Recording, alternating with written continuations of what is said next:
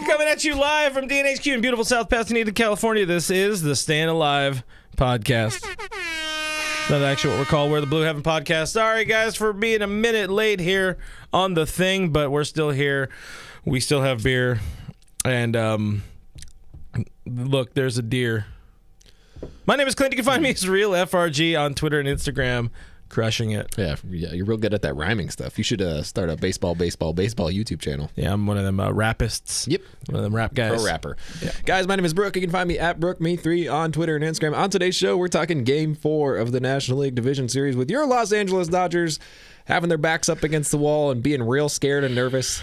Maybe that's just me. Maybe I'm just describing myself. I don't know. It's do or die time, and it's never a good feeling to be do or die this early in the postseason. I like to be this close to death, personally. Importantly, at Dodger Stadium tonight, no more wind because we are on wind watch. Did you have any problems staying in your seat last night? No, but I was sitting right below the foul pole, and I kept just looking up at it. Fair pole, because it was going like this. And I was like, that could play a role. Yeah. Did you know there was wind there though? Because media let us know a whole lot early on, and we're hoping for less devil magic in the Giants' favor tonight at Dodger Stadium. Before we get into it, we got to remind you this is a podcast. Yes, I uploaded all of the past pre-games as podcasts, and I'll get this one uploaded as a podcast as soon as I can. But we are on iTunes, Spotify, iHeartRadio, Google Play, Stitcher, everywhere your places that podcasts in your ear holes live. We are going to be there, so go ahead and subscribe there. Leave a review. We'd appreciate it. Friends are here in the stream. We also got enemies here in the stream. Appreciate the Giants fans that have been hanging out with us in pregame and postgame. You guys are fun. I enjoyed watching somebody throw like a towel incidentally or accidentally at Jerry Hairston, and then apparently Jay Hair he was about to climb over the fence last night to go beat some ass. It was like a Giants flag. Yeah. Because I had a buddy at the game, and he's like, "Did you see what happened?" Yeah, the broadcaster guy is a Giants fan. He was going to jump the fence and try to kick his ass, and I was like, "Well, don't throw shit at people doing their job." Jay Hair is also, not like a lifelong media professional. He is a former ball player, so he's gonna come after you if you mess with him too much. Been retired for like 8 years. Before we dive into too many of the comments, we saved our pregame shots for you guys. So cheers. Smells like alcohol. Oh, you did the spill. I'm sorry, I didn't realize your glass was We're drinking our sponsor Jim Beam out of our friends' dugout mugs. Shot things. Smooth. It's real smooth. You can barely taste the burn. Oh, God. All right. Alfonso on the YouTube says, we're taking it to San Francisco. Anthony Keene is in the stream, says, yo, happy Do or Die Tuesday, my dudes. I much prefer Taco Tuesdays, as you can tell, but Do or Die Tuesdays are also fun. Ray F says it's still windy. It's not 40 mile per hour gale force winds like there were at times last night, because last night was wild. I mean, Max Scherzer got his ass blown over at one point in the early throws of the game. Like you said, poles were blowing around, or pets' heads were falling off. Good time. Dong came over on YouTube, says, give me hope. Dong, there's always hope because, we'll be alive tomorrow regardless. You know what they say? Personally. Hope in one hand, dong in the other. Wait. A dong in the hand is worth two in the bush. I believe that's how it goes. Got a baby dong? Hey, Graybeard's in the stream, and Graybeard has changed. He's added to his name. Now he's the Real Big Chivo. Which is like a goat. Thanks for hanging out. If there's a Game 5, let us know what the next version of your name is going to be. But he says when Buehler gets lit up, I don't want to hear we should have started Gonsolin. I don't think there's anybody in any way is going to say we should have started Gonsolin over Walker Buehler, even if Walker somehow does get lit up. Even if he gets lit up, I don't think we talked about it a little bit before, but it's the safe move for Doc. It's the one he can't get criticized for. Yeah. There's absolutely no way he's getting criticized for starting Walker Buehler on 3 days rest. He's big game Walker, and that's what you're going to do. So don't worry about that. Graybeard also says beat LA. Congratulations, he can spell beat. Yeah. Be at. Yeah. Yeah, we're going to be at LA. Roach to the stream says, I think we win today, but I'm still dead inside from yesterday. Yesterday is a rough game. Really good game, I would imagine, if you don't have a rooting interest in that ball game, but we do, and it sucked. It souped the big tuna. It was varying levels of embarrassing. Although I will note, I when I made my score prediction, I felt forced into that. I did not, and if you guys were there along with me, I had no real prediction. throughout that whole thing until the last minute. Back against the wall, I just pulled something out because I'm a quality media professional.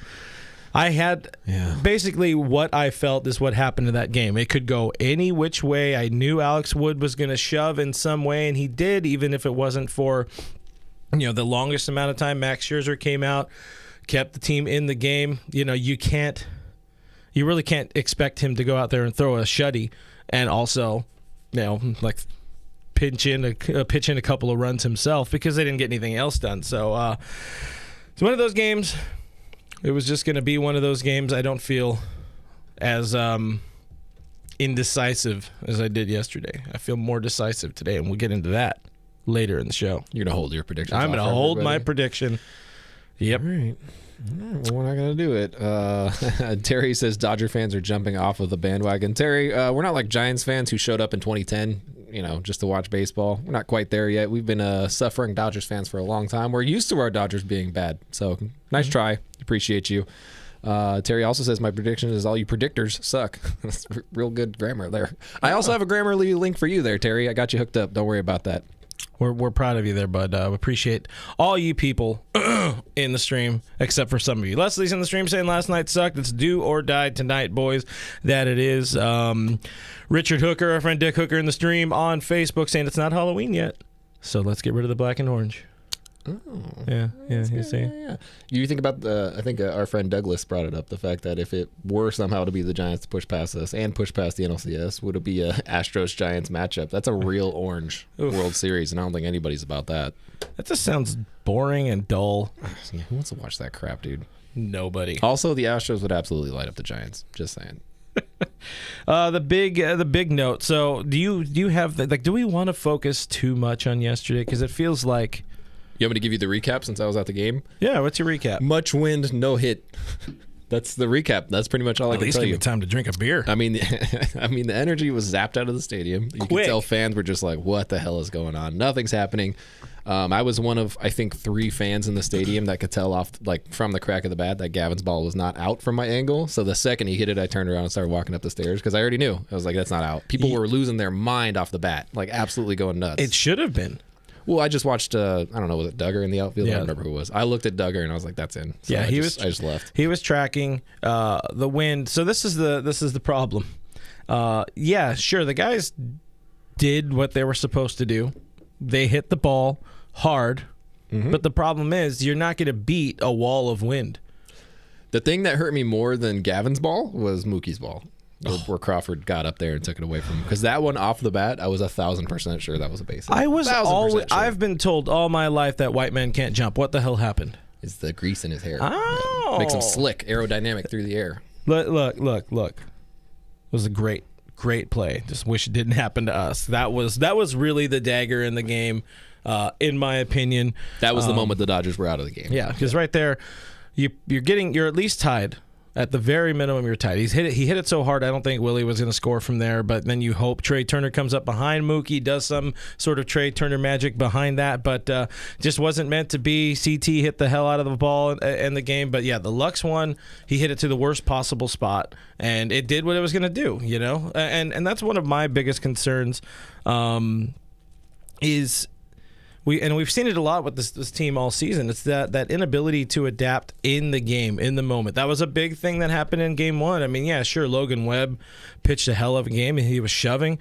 But you look at it, beyond the 3rd, 4th inning, whatever the hell, he threw mostly change-ups and some breaking balls because the Dodgers just kept going, oh, der. And that was, that's what you can hear it when they did that. You can, yeah. What do you think about Logan Webb searching his own name on Twitter and liking everybody's tweets? I think that's a real Padres energy, to be honest. Yeah. Padre fan energy. I'm pretty sure I have more followers on Twitter than Logan Webb, so that's not a good sign for you, bub. We're proud of you for that, dear. But I want to see some adjustments in game. Let's look into today's game because I don't want to dwell, and there's no point in going backwards. I saw our friend Jeff Snyder, Locked On Dodgers podcast. He did his kind of bump for today's version of their show, and he's like, we're not going to talk at all about tonight's game. We're going to look at what they need to do right the next day. So we talked a little bit about what went wrong Today, it's go time for the boys. There's no tomorrow if you don't win today. They got the right guy on the bump. First time in his career, Walker is going on short rest. You ready to talk about that 755,000 times during the broadcast? Oh, yeah. This is the first time in his career he's going on short rest. Yeah. 3 days rest. He's been on 3 days rest. It's the first time in his career he's on short rest. I will say... Dude, if they don't have one thing to talk about, they don't know what to do. I will say TBS isn't as bad at dwelling on that. Like, they're not A-Rod, they're not ESPN, they're not talking about... To be fair, I didn't listen to the Win broadcast, so I don't know how bad that was, but I imagine not great. First inning, that was about it. Okay. Yeah. Well, and first then, inning, get ready to hear a lot Yeah. of this is his first time. He's on short rest. This is his first time. He's on short rest. They got it out of the way, and hopefully they get it out of the way once, and then hopefully the Dodgers go out there and just start putting like 30 runs on the board, and then we're good to go. But the important thing is the pitching for the Dodgers has not been bad. It has been pretty damn good in this series. It has been good enough to win ball games. The offense needs to catch up, and that's the biggest key right now. You have top of the order hitting like 150 in the series. I think there's 7 for whatever the hell it is number. Right. It's bad. It's not good. Top of the lineup's real bad. Those are the guys that have produced all year long. That's the guys who've been your production. Not necessarily that you can't rely on the back half of your lineup of this Dodgers lineup, but it's also filled at times with a lot of guys who haven't produced or have had a lot of cold streaks, and one of those guys is Cody Bellinger. So when you have that in the back half of your lineup, you really cannot afford for your top 3-4 guys to just go down like they have the past couple of days. I mean, let's be honest, everybody looked really bad yesterday, and everybody looked really bad in Game 1. But in Game 2, the bottom half of the lineup came through more than anybody. So it's one of those things where you got to get those guys moving. Mookie has to get moving, man. We've talked about it before. If it's when Trey and Mookie are going, this whole lineup's going. It doesn't matter what you're doing. Those guys are going. If they're not going, we're just not. And it's been bad. And there are opportunities to get going if you do a better job at adjusting in the game. And again, that's what we didn't see in Game 1. We did not see it in Game 3. You play to the situation. If you're hitting the ball hard at people, that's what you're supposed to do. If you're hitting the ball hard up in the air on an evening where there is once in a decade wind at the ballpark you're playing at, adjust. I don't know, throw down a bunt, slap a hit the opposite way. Don't just try to crank one out. And that's kind of, it's easy to get stuck into that, I would imagine, knowing you're only chasing a run. But at the same time, it wasn't working. It was obviously not going to work. And how many times did we just see him, lazy fly ball? I mean, we were really hoping at some point with some of those the wind would help. We get a wind-blown double or whatever it is. Pujols got a wind-blown single that could have been a double for most other guys, but it wasn't that way. But I think now we have enough of a sample size watching this team over this run of success for the last almost decade. Dodger Stadium is a different animal in October, and they need to adjust to it. The Dodgers won a World Series at Globe Life Field, and how I miss you right now, Globe Life Field. The one game they struggled with all that wind when they had the roof open at Globe Life? Yep. Yeah, and that was a whole thing, #narrative. Well, it's a lot more of a controlled environment than you're getting at Dodger Stadium, but we saw that with the 2019, Will Smith, you thought it was a gone, home run in the NLDS against the Nationals. Yep. You thought that was gone, and it stayed in. And you've actually seen that with a few of Will Smith's shots so far this post, or actually since like the start of September. It gets a little colder. It gets a little heavier there at Dodger Stadium, and I'm not talking about the clientele. And the ball just stays in the park. So adjust. Find a way to hit some grass, keep it lower. Not as low as Mookie. And the thing that sucked about that Mookie shot is it was like 1 or 2 feet to Crawford's any left. other direction. It was right at him, humped perfectly at him. Tough play for him, and that son of a bitch Brandon Crawford makes a hell of a play. But again, adjust to the situation, and that's what it's going to be. Adjust to it. Terry Lear's going off in the chat, and I think he or she is having a heart attack or a stroke. I'm not really sure. Terry, we're sending the EMTs to you right now. Stay where you are. Look, you're talking about yesterday's game. We're over it. We're moving on. We talked about the offense. You have to be obviously better at adjusting in game, but there's only so much that you can do when you're facing somebody good like Logan Webb, but you weren't facing somebody good like Logan Webb. And there's, again, you said it yesterday, Alex Wood has that tendency to be a big game pitcher, and he was. He showed up. He threw a ton of pitches early on. He got through it. He made it through. He made guys work. He beat us. Absolutely, he beat us. No doubt about it. It's a shame that we sent Max Scherzer home with a loss in this one, in a one-run game in the division series between the two best teams in baseball. An absolute travesty that we did that to him. The worst time also to pick up his first loss as a Dodger. I mean, he's never started a possible game that the Dodgers have lost until yesterday, and that is a bad time to do it, and not a reasonable time either because it was 1-0. So we can dwell on that all we want, but we got Walker Buehler going today on short rest. When this first came out, Wait, he's going on short rest? He's going on short rest. Don't forget that. When this first came out, I was first on it. You were first on it. Were you surprised at all, in any way, shape, or form, that they didn't go any other direction? No. There's no choice. That's the only call you make. He's pitching 1 day short rest. He threw 99 pitches on Friday. Sure, that's less than ideal, but you can't have your season end with Tony Gonsolin or David Price getting the ball to start, or I don't know, Alex Vesia as an opener or whatever. Right. You can't end your season on an opener. You need to go to your horse, and best case scenario, you got Julio lined up once again at Oracle Park on Thursday for Game 5. But this is the only way to do it. Buehler goes 6 1/3, gives up 6 hits, 3 earned runs on 99 pitches in the Game 1. Arguably should not have been out there for the 7th inning whatsoever to start that. You can go either way on it. Probably should not have been out there. He was already pretty high up there in the pitch count. You're talking about a series in which he's going to start the last game. At that point, probably the last game of the series. Now it's changed a little bit. First career start on short rest has been noted already 3 times here. Will be noted 10 more times on the broadcast. Short rest. I just don't see a way. So if you're looking at it from the viewpoint of Dave Roberts, there is a 0% chance that you can go anywhere else, no matter who you choose to go with. You're obviously not going with Julio. The rest isn't there. He's obviously not a guy that you're going to go to this early, and he's pitching possibly on Thursday.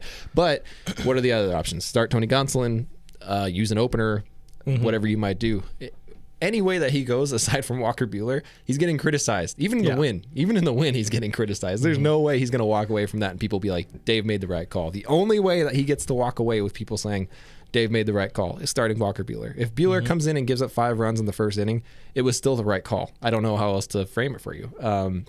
I will say that given that he's coming off a 99-pitch outing and given he's coming off one of his highest workloads of his career, and obviously something that we didn't expect to see from him this season, but he was kind of forced into it anyways, I would expect him to have a very short leash tonight in terms of getting in trouble early, in terms of getting his pitch count up too early. If things go as expected, or if things go the right way, where do you think he gets in his pitch count? Where do you think he gets in his innings?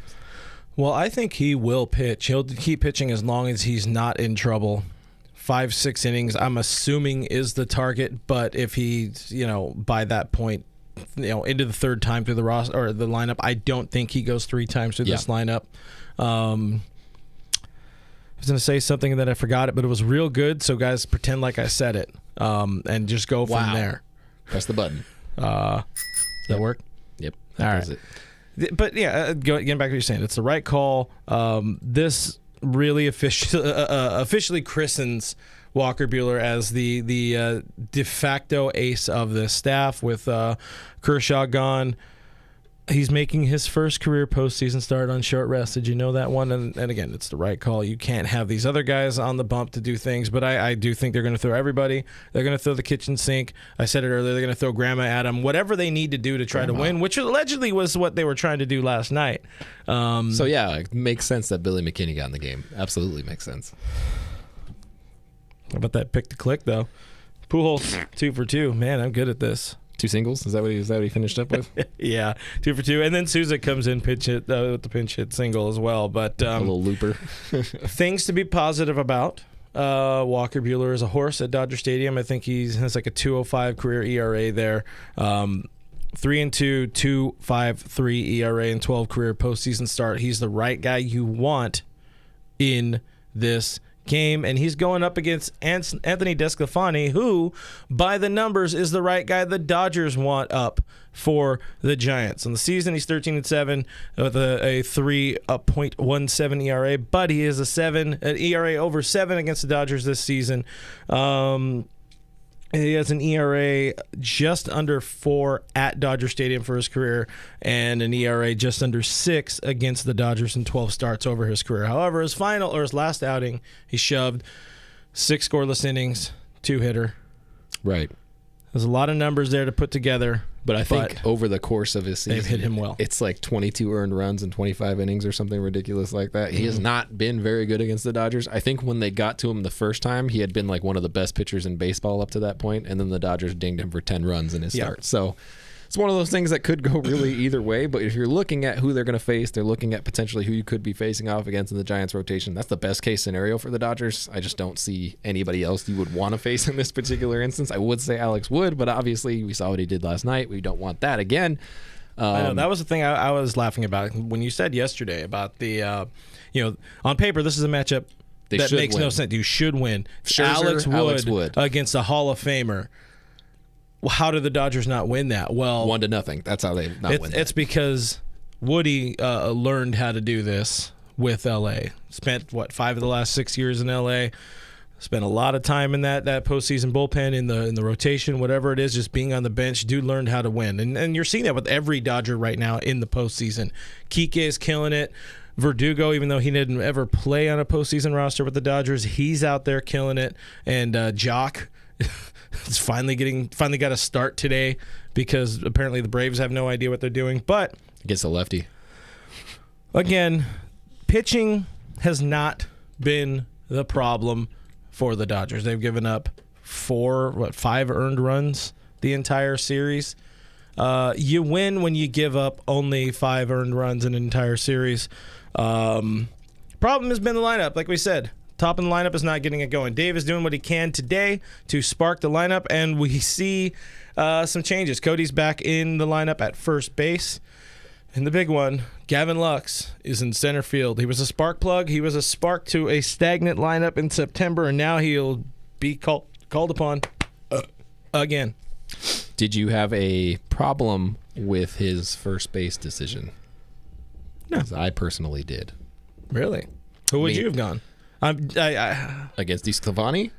I mean, if you're looking at the numbers, I mean, 083. Cody's 1 for 12 in his life off of DeSclafani and struck out 4 times. He obviously hasn't had the great success. It's hard to count this year into that because obviously Cody's been so bad and missed so much time. But Beatty's 3 for 6 with a dong off of him. He's walked 3 times off of him. He's faced him? I thought he hadn't faced him. Yeah, he's 3 for 6. I mean, he's batting 500 against him all this year, by the way. I mean, none of it happened before this year, so do with that what you will. But, I mean, if you're playing by the numbers, which is what Dave normally does, Beatty's your guy there.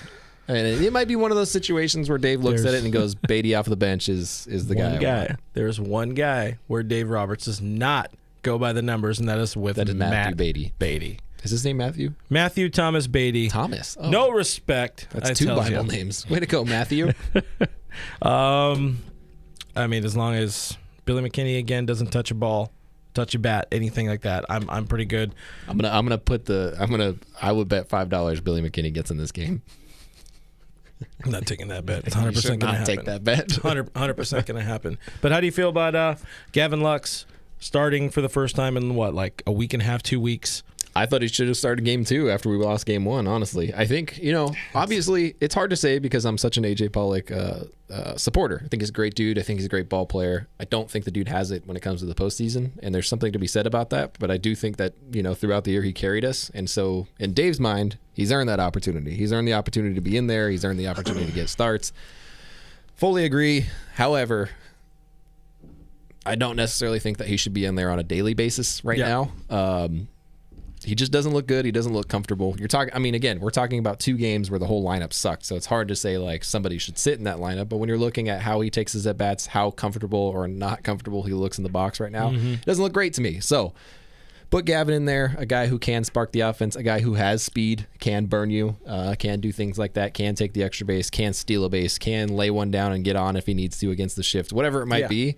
You need that right now. You need that spark plug. You need that guy at the bottom of the order that's going to do that for you because we don't have that right now. No. And if you're talking about a lineup that's been shut out twice now, you need a change. I don't know what to tell you. You need a change. Getting him in the lineup, getting Gavin in the lineup is 100% the right call over AJ Pollock. I will say if we win tonight, Gavin will be in the lineup on Thursday as well. Oh, yeah. 100%. And you better hope he puts in a whole lot of work, a whole lot of early work tomorrow if they have a workout day, which they should. See as many different fly balls as you can at Oracle Park while you can, because on Thursday it would get very, very real.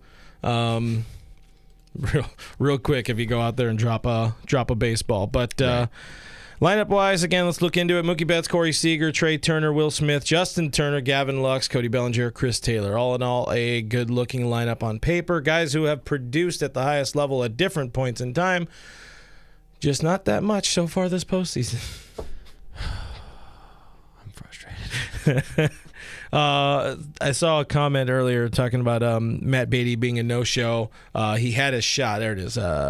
Jason said Beatty had a shot and didn't show up. He played 2 games, hit the ball hard a couple of times. Also, nobody showed up in those games, by the way. So fair. I don't know what to tell you. It's hard to Game 1. It's hard to not start and then, hey, one of our best players is out. Sorry, you're in the game now. And I'm aware I haven't given you enough opportunities to get in a rhythm, but if you don't do well in 2 games, you're sitting. I got to shout out Billy Scott over on YouTube. Sends us a super chat. Says, go buy a 6-pack of beer on me. Billy Scott, we thank you. We're going to need it. Hopefully we get to drink those on Thursday. Yeah. For a game that we get to play. Guys, you heard the lineup. Call your shot. Do your predictions. Who are your picks to click? Who is going off in tonight's ball game? So far, I am 4 for 4 this postseason in picking players who have, I think, all at least got 2 hits. So I'm a god. My picks to click have all gone hitless, by the way. Didn't you? Who did you get in the first game? You had Will. I think Beatty. Oh, that was a stupid move. Don't you know he can't get it done? Okay, he rocked it in the first at bat, and then, and then I picked Corey game 2, which Corey got a hit, right? He had a hit game 2. Mm-hmm. Yeah. And then yesterday I picked Mr. Mookie, who almost had a hit. Where the hell is 2020 Corey Seager right now? God damn, do we need that boy? Should I not have a pick? Take a new approach? Maybe if you pick somebody from the Giants. Anthony DeSclafani, my click to pick. That's my click to pick for today. We got some names filling in there, but yeah, go ahead and tell us, guys, in the comments here who's going off in the lineup tonight. My pick is going to be Gavin Lux. I'm keeping it short. I'm keeping it simple. Keeping it sweet. He came off the bench, put together a hell of I guess a hard hit, hard contact. Man, imagine just like that deflating feeling. His arm went up. And then it was just like heartbreak. I mean, the Giants were talking about it after the game. Evan Longoria. They were all like, we thought it was gone. They thought it was gone. I mean, it should have been gone. 106.9 off the bat. That's gone at Dodger Stadium. But again, 870 expected batting average or something crazy like that. 890 on the expected batting average. But my pick, it's gonna be Gavin Lux. Let's get into some of the comments here. Callie. I guess my alarm's going off. Callie. It's time. On YouTube says Mookie's going off. Alexis says, my shot is 6 shots of Don Julio. No, Alexis, rest in peace. He'll be pitching on Don Julio. Yeah. Blake Smith says Dodgers win 5-3 tonight. Lux with a 2-run bomb as well. So that's the click to pick there. Craig over on YouTube says Corey Seager. Roach is picking Souza with a really inappropriate tagline attached to it. We appreciate you there. Pinche Payaso says share your Don Julio. That's a good YouTube name. I like that a lot. Noel, I don't know, says 2020 Seager will be today. I'm really hoping for that. We need that a lot. My God, do we need that? Brian Gax on YouTube says Lux. That's it. Steve says CT3 going off tonight. Bruce Davis says he misses Yoshi-san. Yeah. I remember them days. He rests in Pittsburgh. Is that where he is? Yeah, he ended up going there. Brian, by the way, Brian Anthony is he should be studying, but he can't miss the Blue Heaven before the game. We appreciate you hanging out with us. Tell your teacher we said it's okay. Dirk Diggler, who I believe I know. It's always either Barnes or Smith, so I'm guessing in this case it's going to be a Will Smith. Matt says Mookie. Deborah says Corey. A lot of Mookies. Roach says he's going off if we lose tonight. Like, in what way? Well, let us know in the comments below. We got a Trey Turner in the lineup from Felix. He's going deep. Craig says Corey. I think you already said. I see your Roach one now. There it is. It's pretty nice. Yeah. Got a couple of Luxes in there, which I would go with what I'm saying. I'm just saying. See, we always fluff people up during the stream, and then they're like, Lux, I'm picking Lux. Lux is a good pick. Oh, they watch us. We're on in the locker room right now. Gavin, unblock me, you coward. You literally told us to keep that energy. And then block me. Coward. How can I keep the energy if you block me? Brian Gax says Brian Gax, by the way. I always love that one. It's the guy from Seinfeld that talks about himself in the locker room. That guy? Jimmy? He's like Jimmy or something like that. Jimmy's pretty fond of you. Jimmy's ready to go. Oh, man. Josh Padilla says Corey Siegel. Let's go. Because, they call him Corey Siegel. Oh, yeah. Siegel.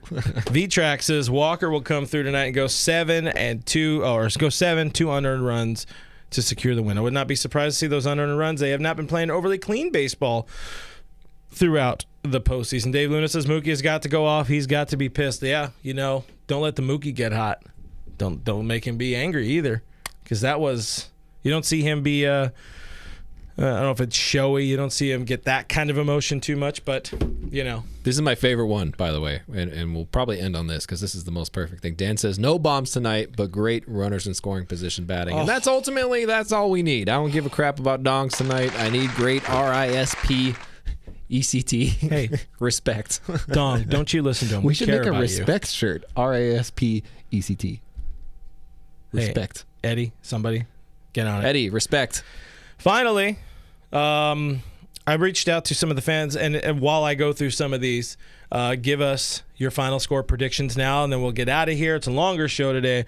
But I asked some of Dodgers Nation folks, how are we feeling tonight, fam? And one of my favorite ones, they were pretty much the first two comments I got. Our old Dodgers Nation friend, Jason McClure, said positive, followed by Uni Kitten saying anxiety.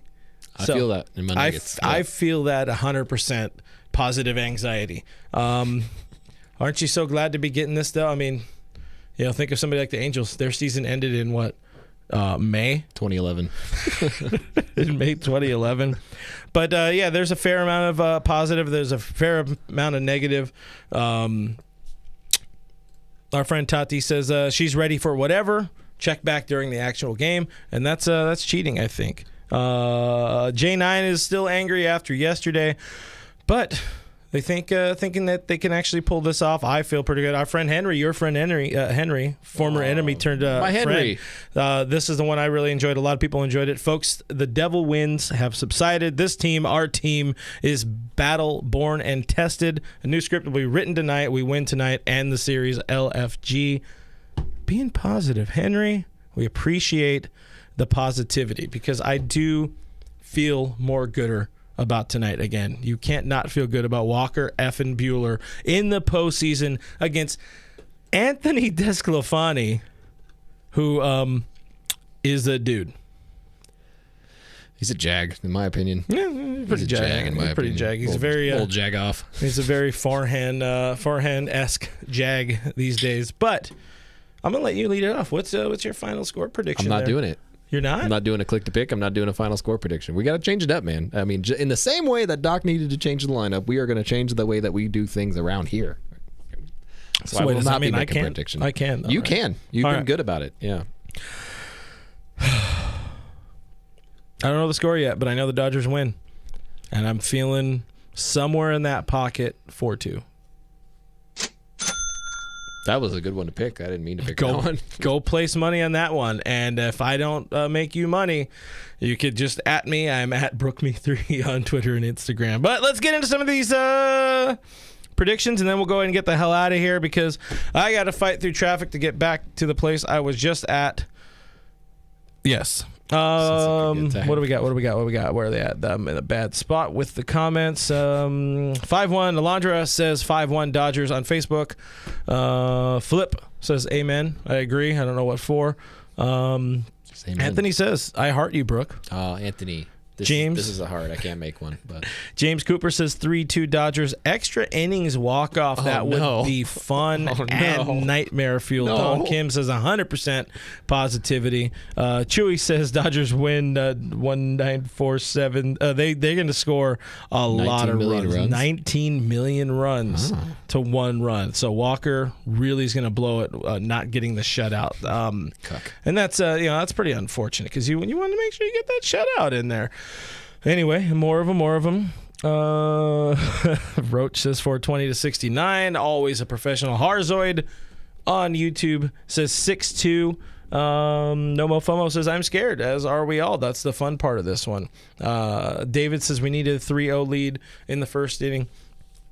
Yeah, my score prediction is probably wrong because I think this game's going to go, honestly, one of two ways. It's going to be like an 11-0 or an 11-run first inning game. Right. Or it's going to be a Game 7 of the 2017 World Series. Right. Those are the only two options, I think. So, well, I felt good until now. Do with that what you will. I have. There's two predictions I threw out there. I've got to be right or wrong in some way. Jason says 4-3 Dodgers. Anthony Keene on my boat says 12-2 Dodgers, and on the whole 11 runs in the first inning and then one after that. That would be be very Dodgers. That'd be very Dodgers. Raphael says 6-2 Dodgers. We got a super chat in the stream, and I don't know if it is a savory super chat, but it's your boy.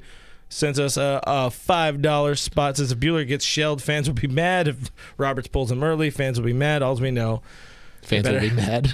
One, that fans will be mad, but they better have a fire under their ass, and they will, because they've been there. CT3 today pregame talked about, hey, this is when we play our best, when our backs against the wall are against the wall, and we've seen that. We've seen that time and time again from this team of recent vintage. We saw that a lot in 2020.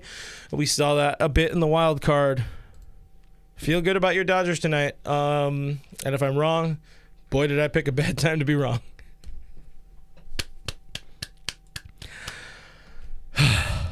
And anyways, or at any rate, whatever. I guess that's about it, guys. We are going to be on the internet at DodgersNation.com, so go find us there. Go subscribe to our newsletter. Download our app where you can keep abreast of the situation inning by inning.